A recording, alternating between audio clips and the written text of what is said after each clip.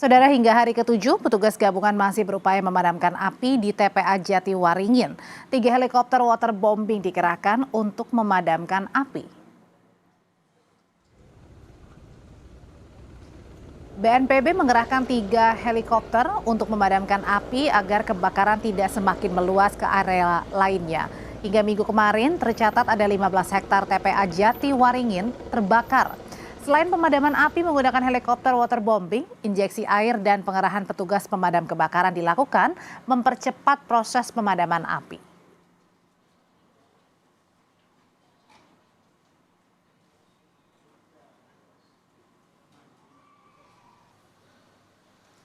Lebih dari 160 warga mengungsi akibat terdampak asap kebakaran TPA Jatiwaringin di Tangerang, Banten. Warga mengungsi di kantor desa Tanjakan Mekar sejak Selasa lalu. Mayoritas warga mengeluh gejala gangguan pernafasan, terutama pada lanjut usia dan balita.